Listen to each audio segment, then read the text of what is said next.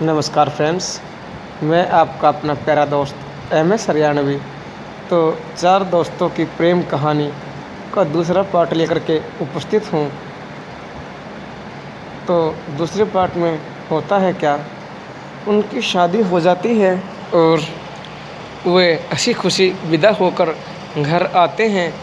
उसके बाद उनका जीवन अच्छे तरीके से चलता रहता है, लेकिन कुछ समय के बावजूद उनके साथ दिक्कतें कुछ ऐसी आती हैं कि वे नौकरी पे होने के बावजूद भी काफ़ी कर्जे में डूब जाते हैं और वो ना तो अपने बच्चों का ही खर्चा पूरा पाते हैं, ना ही अपने घर परिवार की ज़रूरत पूरी कर पाते हैं। सिर्फ़ वो इसी चिंता में रहते हैं कि अब हमारा क्या होगा। तो इसी चिंता की वजह से उन्होंने इसी चिंता की वजह से अपनी कंपनी भी छोड़ दी थी और दोनों ही दोस्त भाई की तरह घर पर रहते थे और उनकी पत्नियों को भी उन्होंने मारना पीटना शुरू कर दिया था बात बात पर। तो इसी तरह काफ़ी टाइम बीत जाता है। फिर कुछ टाइम बाद वो दोनों काफ़ी बेहद बीमार पड़ जाते हैं, जिससे कि उनकी पत्नी और उनके बच्चे उन्हें हॉस्पिटल में डॉक्टर के पास लेकर जाते हैं। तो डॉक्टर इलाज करते हैं तो डॉक्टर कहते हैं कि अब इन्हें दवा की नहीं दुआ की ज़रूरत है। आप इन्हें घर ले जाएं और इनकी सेवा करें जितनी आपसे हो सके। ये अब ज़्यादा दिन नहीं रह सकते दुनिया में। इन्हें बहुत बड़ी बीमारी के शिकार ये हो गए हैं, जिसका कि हमारे पास कोई इलाज नहीं है। अब इनकी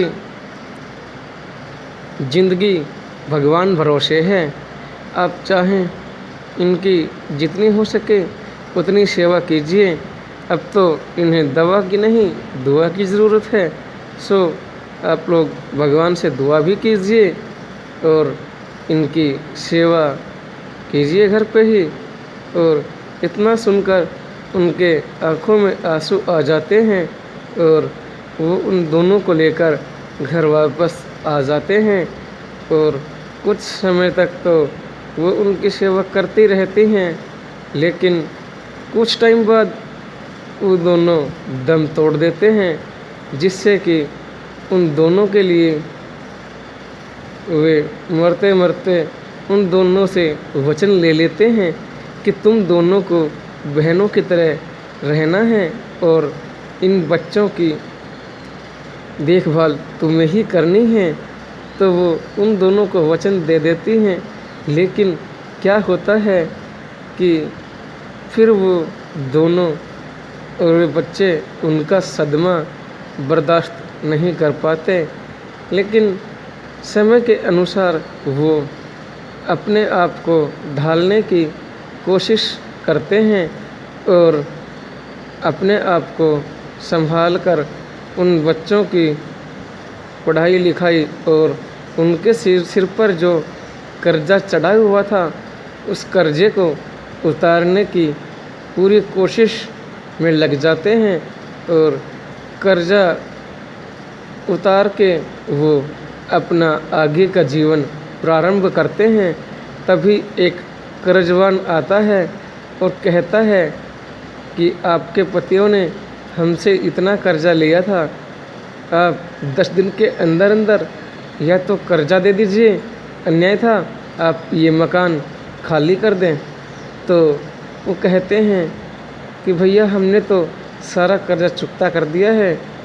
तो वो उन्हें उसकी लिस्ट दिखाता है तो वो देख कर के हैरान हो जाती हैं।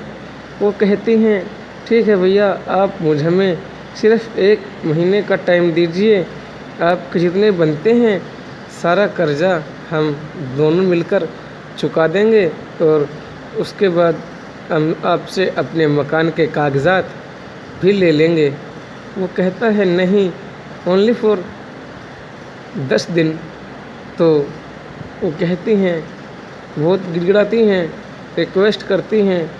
फिर वो बच्चों को देखता है तो वो कहता है चलो कोई नहीं, तुम 1 नहीं 2 महीने के अंदर अंदर सारा कर्जा ब्याज समेत चुकता कर दोगी तो ठीक है, अन्यथा 2 महीने में चाहे तुम रोना चाहे तुम गिड़गिड़ाना कुछ भी नहीं हो सकता। फिर तुम दोनों को यह घर खाली ही करना पड़ेगा, क्योंकि तुम्हारे पति इन मकानों को हमारे हवाले कर गए हैं। इसलिए अब तुम्हारे पास सिर्फ़ और सिर्फ 2 महीने का टाइम है।